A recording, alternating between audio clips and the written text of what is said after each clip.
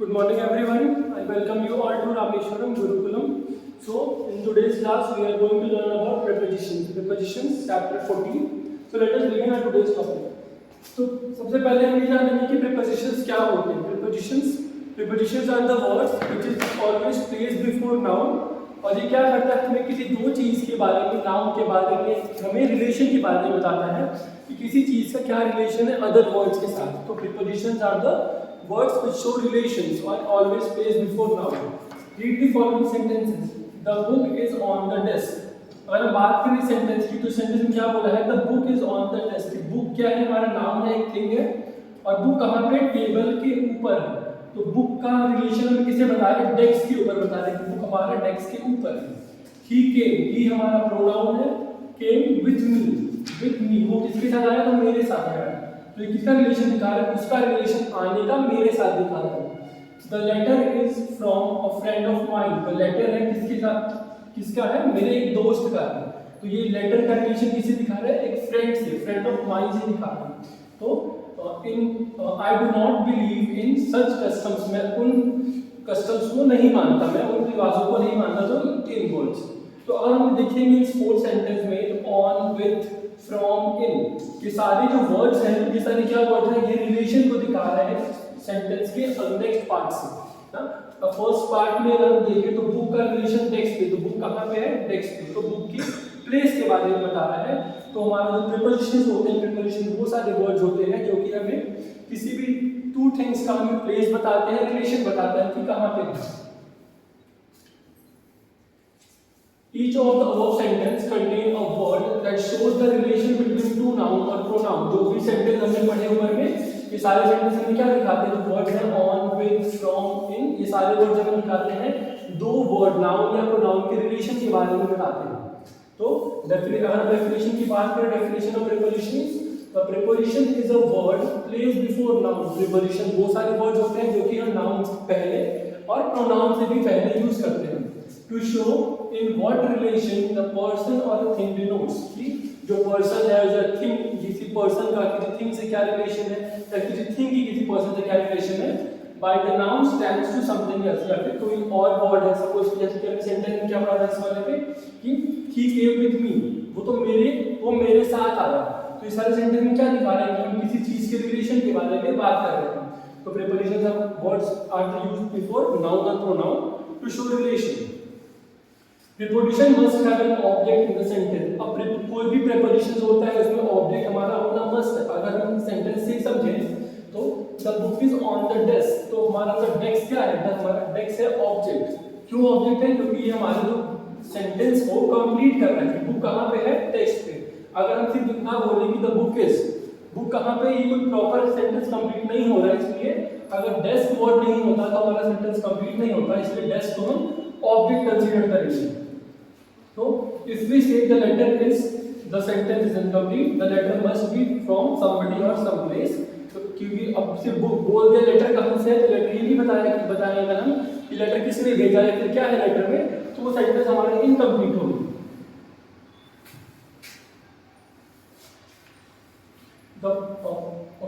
The letter is from Mumbai ना. अब इसमें क्या बताया कि लेटर जो है कहाँ से, मुंबई से है. तो इसमें क्या बता रहे हैं कि लेटर एक प्लेस है मुंबई, वहां से हमारे लिए लेटर आया है. तो ये हमारा सेंटेंस कंप्लीट हो रहा है. कैसे, क्योंकि हमने सेंटेंस के एंड में ऑब्जेक्ट यूज किया है. द नाउन और pronoun that follows the preposition is said to be governed by the preposition. अब वो नाउन और प्रोनाउन जो कि प्रीपोजिशन को फॉलो करते हैं उनको क्या बोलते हैं, नाउन और pronoun governed by the prepositions. की फॉलो, वो प्रीपोजिशंस को फॉलो कर रहे हैं, प्रीपोजिशंस के रूल्स को फॉलो कर रहे हैं. अब हम एक्सरसाइज देखेंगे. Exercise 1, underline the preposition and circle its object. ना हमें इसमें प्रीपोजिशंस को अंडरलाइन करना है और जो भी ऑब्जेक्ट होंगे उनको सर्कल करना है. He is blind in one eye, वो एक आंख से अंधा है, उसकी एक आंख में प्रॉब्लम है. तो इन वर्ड हमारा क्या है, प्रीपोजिशंस है. और ऑब्जेक्ट की बात करें तो हमारा आइज, की आइज हमारे सेंटेंस को कंप्लीट कर रहा है. अगर हम सिर्फ इतना ही बोले ही इज ब्लाइंड, तो ही इज ब्लाइंड, तो ये हमारा सेंटेंस क्या कंप्लीट नहीं कर रहा है. इसलिए इन वन आई, कैसे वो आंख में क्या प्रॉब्लम है, तो एक आंख से वो अंधा है. तो जो आई वर्ड है ये हमारा क्या कर रहा है, ऑब्जेक्ट का काम कर रहा है सेंटेंस को कंप्लीट करने के लिए. सेकंड सेंटेंस की बात करें, his house is near me, near mine, उसका घर मेरे घर के पास में है. तो नियर वर्ड हमारा क्या है, हमारा प्रीपोजिशंस है, एंड माइन वर्ड क्या है हमारा, ये हमारा ऑब्जेक्ट हो गया। He return after a year, he return after, तो आफ्टर वर्ड हमारा क्या हो गया, आफ्टर वर्ड हमारा हो गया प्रीपोजिशंस, एंड अ ईयर हमारा हो गया object. Have you seen a rose without a thorn, क्या तुमने गुलाब देखा है बिना काट के, तो विदाउट वर्ड हमारा प्रीपोजिशंस हो गया, एंड थ्रोन वर्ड जो काट, थ्रोन मतलब होता है काटे, काटे वाले क्या हो गए, ऑब्जेक्ट हो गए। अब हमने ये तो जान लिया कि प्रीपोजिशंस क्या होते हैं, प्रीपोजिशंस के क्या क्या यूजेस होते हैं। अब हम सीखेंगे कि प्रीपोजिशंस में कई सारे वर्ड्स होते हैं। सपोज कि अगर बात करें तो इन होता है, ऑन होता है, अंडर होता है, near, before, after, into, upon, ऐसे बहुत सारे और वर्ड हैं जो कि प्रीपोजिशंस के अंदर लिखते हैं, जानते हैं प्रीपोजिशंस के बारे में। तो कुछ जो बहुत ही पॉपुलर वर्ड्स हैं उनके बारे में सीखेंगे। तो पहला वर्ड हमारा इन, ऑन एंड एट। ये तीनों वर्ड क्या है, प्रीपोजिशन से आप लोगों को पता है, जो कि किसी चीज के प्लेस को बता रहे हैं। जैसे अगर हम बात करें the book is on the desk, तो बुक कहाँ पे, डेस्क के ऊपर है, तो ये क्या बता रहे हैं, बुक की प्लेस कहाँ पे है वो बता रहे हैं। Note the use of in, on and at in the following sentences. इन सेंटेंस को हम रीड करके समझेंगे कि हम कब इन का यूज करते हैं, कब ऑन का यूज करते हैं, कब एट का यूज करते हैं। We stayed in London for 3 days. We stayed in London. ना इन वर्ड का यूज हुआ है लंदन। लंदन क्या है, प्लेस है, तो हम ये बोल सकते हैं we use in with city, town and villages when we think of them as area. किसी जब भी किसी भी एरिया के बारे में बात कर रहे हो, किसी सिटी के बारे में, नाम के बारे में, किसी टाउन या किसी विलेज के नाम के बारे में, तो हम इसका यूज करते हैं, हम इन प्रीपोजिशन का यूज करते हैं। अगर हम सेकंड सेंटेंस की बात करें, Our plane stopped at London on the way to New York. हमारी प्लेन कहाँ रुकी, न्यूयॉर्क के रास्ते में कहाँ रुकी, लंदन में रुकी। तो लंदन क्या है, ऑन द वे यूज हुआ है जब भी हम किसी पॉइंट ऑफ जर्नी को डिनोट कर रहे हो, रिप्रेजेंट कर रहे हो कि कोई रास्ता है। सपोज कि हमको यहाँ से कहीं जाना है, तो जो बीच का पार्ट में कहीं अगर रुकती है हमारी गाड़ी, तो उसको हम क्या बोलेंगे, पॉइंट ऑफ जर्नी बोलेंगे। तो अगर किसी भी सेंटेंस में पॉइंट ऑफ जर्नी रिप्रेजेंट हो रहा है, डिनोट हो रहा है, तो उसमें हम ऑन प्रीपोजिशन का यूज करेंगे, जैसे कि हमने सेंटेंस में किया है। So we use when we see the city, town or village as a point of journey, जब भी हम किसी सिटी, टाउन या विलेज को as a point of journey, मतलब एक रास्ता जर्नी की बात करेंगे, तब हम उसमें ऑन प्रीपोजिशन का यूज करेंगे। I have lived in this village for 5 years. अब इसमें क्या है, विलेज के बारे में कि मैं यहाँ 5 years से रहने जाता हूँ, तो ये तो एक पहली बात, ये एरिया के बारे में बता रहे थे, हमने इन का यूज किया, और हमने यहाँ पे एक और प्रीपोजिशन यूज किया जिसको हम फॉर बोलेंगे। अब ये फॉर के हमने क्यों यूज किया, क्योंकि ये एक टाइम पीरियड को डिनोट कर रहा है कि मैं इस गांव में कब से रह रहा हूँ, तो मैं इस गांव में 5 सालों से रह रहा हूँ। तो अगर एरिया की बात हो रही है तो हमने इन का यूज किया, अगर किसी पॉइंट ऑफ जर्नी के बारे में बात हो रही है, किसी रास्ते के बारे में बात हो रही है, तो उसके लिए हमने ऑन का यूज किया, और फॉर का हमने यूज किया जब हम किसी टाइम पीरियड को डिनोट करते हैं। Does the bus stops at the village? क्या बस, तो यहाँ पे सेंटेंस की बात करें तो यहाँ पे हमारा प्रीपोजिशन क्या है, हमारा एट प्रीपोजिशन है। Does the bus stops at the village? क्या बस यहाँ रुकती है, तो ये पॉइंट ऑफ जर्नी डिनोट कर रहा है, इसलिए हमने क्या किया, यहाँ पे एट यूज किया। We use at to talk about the address if we merely give the name of the street. अब जैसे इस सेंटेंस की बात करें, इस सेंटेंस में कोई पर्टिकुलर एरिया के बारे में नहीं बताया ना, जैसे इसमें क्या लंदन के बारे में बताया था, या फिर इसमें न्यूयॉर्क के बारे में बता रहा है, लंदन के बारे में बता रहा है। तो इस सेंटेंस की बात करें तो इसमें कोई भी एड्रेस या एरिया नहीं बताया, बस एक विलेज बोला है, क्या बस इस विलेज के पास रुकती है। तो जब भी कोई प्रॉपर या फिर हमें कोई नेम नहीं पता होगा किसी एरिया का, सिटी, टाउन, विलेज, कंट्री का, तब हम एट प्रीपोजिशन का यूज करेंगे, जैसा कि हमने इस रूल में पढ़ा। We use at to talk about address ना, अगर वहाँ अगर सपोज की बस रुक रही है वहाँ पे, तो क्या कोई जगह होगी वो, लेकिन उसका नेम नहीं दिया, इसलिए हमने वहाँ पे at प्रीपोजिशन का यूज किया। If we merely give the name of the street, अब हमने अगर किसी का नाम जैसे इस सेंटेंस में नहीं दिया है, किसी एड्रेस का नाम सिर्फ एक बता दें कि जगह है ना, प्लेस है कोई, लेकिन कोई एरिया नहीं था, इसलिए हमने क्या वहाँ पे सिर्फ यूज किया at। We use in they lived at 72। अब हम इस सेंटेंस की बात करें 72 तिलक स्ट्रीट ना, 72 तिलक स्ट्रीट, तो ये क्या है, एक नंबर भी दिया हुआ है यहाँ पे, और एक यहाँ पे एक प्लेस का नाम दिया हुआ है, किसी भी कॉलोनी का नाम बोल दें, कोई भी प्लेस का नाम है, इसलिए हमने यहाँ पे क्या यूज किया, हमने एट प्रिपोजिशन का यूज किया। They live in Tilak Nagar. अब हमने इन इसमें क्यों यूज किया, क्योंकि सिर्फ इसमें एक स्ट्रीट का नाम है, लेकिन इस वाले सेंटेंस की अगर हम बात करें तो इस वाले सेंटेंस में एक आगे हम नंबर भी देखेंगे। तो जब भी किसी नंबर को डिनोट करें स्ट्रीट के साथ, प्लेस के साथ, तो हम एट प्रिपोजिशन यूज करेंगे, ऐसा हमने इस सेंटेंस में किया है।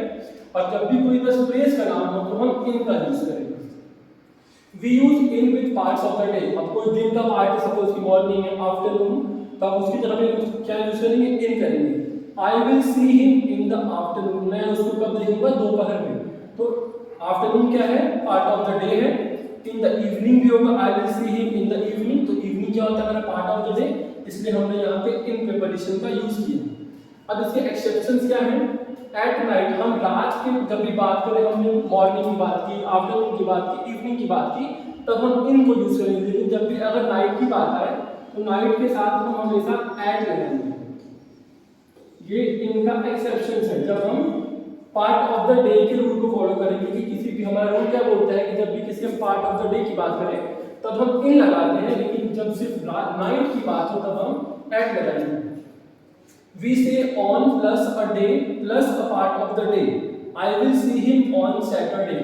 अब इस सेंटेंस की अगर बात करें तो इसमें हमारा प्रीपोजिशन on है, डे का नाम है, वीक नेम है, and afternoon part of the day भी है इसमें एक वीक का भी नाम है, तब इसलिए हमने यहाँ पे on प्रीपोजिशन यूज किया। अब हमने पहले वाले जो रूल पढ़ा था उसमें हमने क्या देखा था कि जो हम पार्ट ऑफ द डे की बात करते थे, कोई भी पार्ट ऑफ द डे है, मॉर्निंग है, आफ्टरनून है, इवनिंग है, तो उसमें हमने क्या यूज किया था, इन का यूज किया था।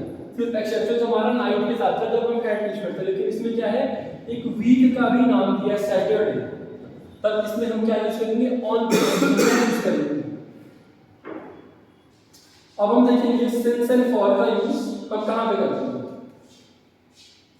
Since for, the use of since and for perfect tense. हम सिंस और फॉर का यूज करते हैं परफेक्ट टेंस में। अब परफेक्ट टेंस क्या होता है, हैड, जब भी यूज करें उसके बारे में। Since is used with the point of time. Since का यूज होता है किसी भी पॉइंट ऑफ टाइम को रिप्रेजेंट करना है, तो हम सिंस का यूज करेंगे। सपोज कि स्कूल आपको कब आना है, तो 7 o'clock या 8 o'clock, छुट्टी कब होती है 2 o'clock। तो जब भी हम कोई पॉइंट ऑफ टाइम को रिप्रेजेंट कर रहे हैं, हमारा सेंटेंस जब किसी पॉइंट ऑफ टाइम को डिनोट करता है तब हम सिंस का यूज करेंगे।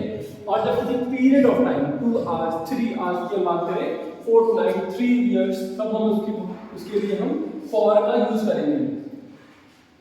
तो जैसे अगर हम सिंस में देखें, 8 o'clock क्या है, पॉइंट ऑफ टाइम को रिप्रेजेंट कर रहे हैं, 8 बजे ना, लास्ट वीक, पिछले हफ्ते, 2 May 2001, माय चाइल्डहुड, तो ये सारे क्या है, सारे जो वर्ड्स हैं एक पॉइंट ऑफ टाइम को रिप्रेजेंट करते हैं, तो इसलिए हम इसमें क्या यूज करेंगे, सिंस का यूज करेंगे।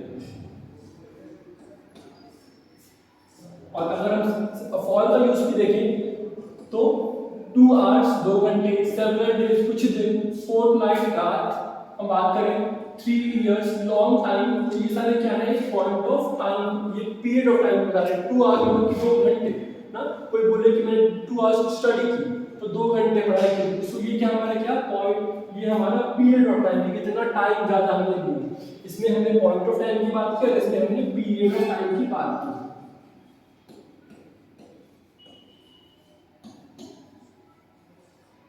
तो हम ये याद रखें कि जब भी पॉइंट ऑफ टाइम की बात आए तो हम सिंस का यूज करें, और जब भी पीरियड ऑफ टाइम की बात आए तो हम फॉर का यूज करें। कुछ एग्जांपल और देखेंगे हम। आई हैव नोन हिम, मैं इसको जानता हूं सिंस 2001, अब मैं इसको 2000 से जान रहा हूं। आई नो हिम फॉर 2001, ये हमारा क्या कर रहा है, सिंस 2001, मतलब कि ये एक पॉइंट ऑफ टाइम को दिखा रहा है कि मैं इसको, अभी 2022 चल रहा है तो मैं इसको कब से जानता हूँ, 2000 से जानता हूँ। तो ये क्या एक टाइम पीरियड को बता रहा है कि मैं इसको पिछले 22 ईयर्स से जान रहा हूँ। लेकिन अगर हम सेकेंड पार्ट की बात करें, फॉर अ लॉन्ग टाइम ना, फॉर अ लॉन्ग टाइम मतलब बहुत लंबे समय से, तो ये फॉर अ लॉन्ग टाइम हमारा क्या हो गया, हमारा एक पीरियड ऑफ टाइम हो गया,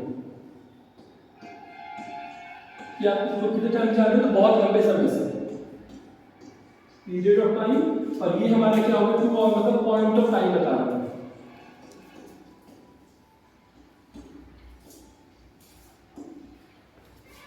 आई हैव बीन वेटिंग, मैं इंतजार कर रहा हूँ सिंस 9:30, मतलब इसमें टाइम बता रहा है तो ये हमारा पॉइंट ऑफ टाइम हो जाएगा। और फॉर एन आवर मतलब कि 1 घंटे से, तो ये हमारा क्या हो गया, हमारा ये पीरियड ऑफ टाइम। अब हम कुछ और प्रीपोजिशंस के यूज के बारे में पढ़ेंगे, जो कि हमारा क्या है, till and to. Till and to. Till is use of time. Till क्यों यूज होता है, टाइम के लिए, and to is use for place. Till use होता है टाइम के लिए, जैसे इसमें बात करें आई स्लीप टिल 8 o'clock, मैं कब तक सोया, 8 बजे तक सोया मैं, तो इसलिए हमने यहाँ पर टिल का यूज किया क्योंकि ये टाइम को डिनोट कर रहा है ना कि मैं कब तक सोया, तो इतनी देर तक मैं सोया, 8 बजे तक सोया। They fasted till the hours of prayer, उन्होंने कब तक फास्ट रखा, व्रत रखा, जब बहुत प्रेयर की बहुत टाइम तक। तो फास्टेड टिल मतलब कि क्या कर रहे हैं, टाइम को दिखा रहे हैं। They stop till the end of the day, कब रुके, दिन के खत्म होने तक, दिन के ढलने तक उन्होंने रुका। तो इसमें इन तीनों सेंटेंस में क्या दिखा रहा है, हमें टाइम के बारे में बता रहे हैं, इसलिए तीनों सेंटेंस में हमने टिल प्रीपोजिशन का यूज किया है। और अगर हम अदर पार्ट की बात करते हैं, दे वेटेड टिल सनसेट, वो कब तक वेट करते हैं, टिल सनसेट, शाम होने तक, सूरज ढलने तक वेट करते हैं, इसलिए हमने इसमें भी क्या यूज किया, टिल का यूज किया। दे वेप्ट टिल ड्रॉन, वो कब तक वेट किया, तब तक वो, तो हमने टिल का यूज किया। He walk to the end of the road, he walk to the end of the road, इसमें बात करें तो हमारा प्रीपोजिशन टू है, तो ये सब क्या बता रहे हैं, प्लेस के बारे में बता रहे हैं, इसलिए हम टू, इस वाले सेंटेंस में टू हमने प्लेस के लिए यूज किया। और जब भी हम टाइम के बारे में बात कर रहे हैं तो हम उसके साथ हम फॉर टिल का यूज करेंगे। अब कुछ और यूज है, बाय विथ, हम बाय का यूज करते हैं, विथ का यूज करते हैं। With often denotes the instrument and by as agent, by हम कोई भी एजेंट की बात कर रहे हैं ना, कोई भी एजेंट हो तो हम बाय की यूज करेंगे। और अगर इंस्ट्रूमेंट हो, जैसे इस सेंटेंस की बात करें, he killed 2 birds with 1 shot, उसने 2 बर्ड्स को एक ही शॉट में मार दिया। तो शॉट मतलब हम किससे, गन की बात हो रही है, मतलब यहाँ पे तो बर्ड्स को किससे शॉट मारा गया, बर्ड्स को किससे शूट किया गया, तो एक इंस्ट्रूमेंट, गन से किया गया। तो जब भी हम किसी इंस्ट्रूमेंट की बात कर रहे हो तो हम इसके लिए विथ का यूज करेंगे, और जब भी किसी एजेंट की बात कर रहे हो तो उसके लिए हम बाय का यूज करेंगे। He was stabbed by the lunatic, ना कि किसने इसको स्टॉप किया, by a lunatic।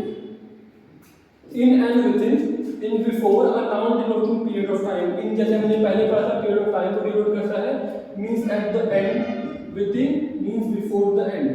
in हमारे क्या होता है, at the end मतलब कि हम कोई चीज अगर end हो रहा है तो हम यूज करते हैं, और within मतलब कोई भी चीज खत्म होने से पहले, कोई भी चीज अगर कंटिन्यूअस हो, खत्म होने से पहले अगर हम बात कर रहे हैं तब हम within प्रीपोजिशन का यूज करेंगे। आई shall return in an hour, मैं 1 घंटे में वापस आ जाऊंगा। तो ये हम क्या बोलेंगे, टाइम क्यों बता रहा है कि मैं 1 घंटे में वापस आ जाऊंगा। I shall return within an hour, मैं 1 घंटे के अंदर, मतलब हमारा 1 घंटा खत्म होने से मैं पहले आ जाऊंगा, इसलिए यहाँ पे हमने विद इन का यूज किया। क्यों यूज किया, क्योंकि ये एंड ऑफ द, एंड होने से पहले, हमें एंड होने से पहले वापस आने की बात की जा रही है, और इसमें बात करें तो पीरियड ऑफ टाइम को डिनोट कर रहे हैं, इसलिए हमने इसमें इन प्रीपोजिशन का यूज किया। अब हमारे प्रीपोजिशंस के कुछ रूल्स होते हैं, हम उनको देखेंगे। पोजीशन ऑफ प्रीपोजिशन, ये हम जो भी प्रीपोजिशन सेंटेंस में यूज करते हैं उसके पोजीशंस क्या है, कहां पे लगाते हैं, कहां पे लगाना चाहिए, कहां में नहीं यूज करना चाहिए। तो हमारा रूल फर्स्ट होता है the prepositions are usually placed before noun. जैसा हम पहले डेफिनेशन में पढ़े थे कि प्रीपोजिशंस कहां पे यूज होते हैं, तो नाउन से पहले यूज होते हैं, नाउन और प्रोनाउन के। Prepositions are the words used before noun or pronouns.